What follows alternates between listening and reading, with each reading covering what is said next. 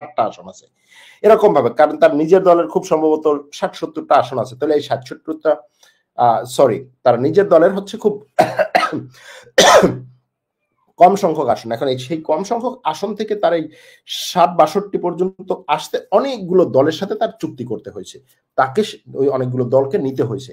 তার মধ্যে আছে কট্টরভাবে হচ্ছে উগ্রভাবে ইহুদি দল, যে সবকিছু জ্বালিয়ে পুড়ে ছারখার করে দাও। আমরা বাংলাদেশে অনেক সময় বলি না যে হচ্ছে জঙ্গি দল, ধরেন এই টাইপের জঙ্গি দল, যে চোখে আর কিছু দেখে না, সবকিছু জ্বালিয়ে পুড়িয়ে দাও, সেই জঙ্গি দল। তাদের সাপোর্ট হচ্ছে যে ভাই ইহুদি ছাড়া যা আছে সব জ্বালাই পুড়াই দেবে, আমি তোমাকে সাপোর্ট দেবো, তারা সাপোর্ট দিচ্ছে।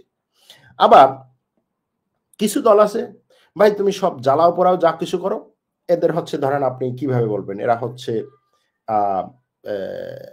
বাংলাদেশের, যদি মানে আমি কাউকে ছোট করতেছি না, জাস্ট হচ্ছে কনটেক্সটটা বোঝানোর জন্য, যে আলেমদের দল, আলেমদের বাংলাদেশে, যে তারা হচ্ছে জাস্ট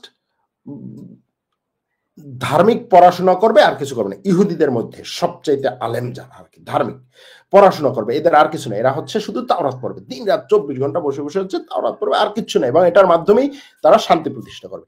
সেই দলের কথা হচ্ছে ভাই তুমি মারামারি করো যা করো করো, আমরা খালি পড়াশোনা করব, খালি বসে বসে তাওরাত পড়বো, আমরা কোনো সেনাবাহিনী টেনাবাহিনীতে যেতে পারবো না।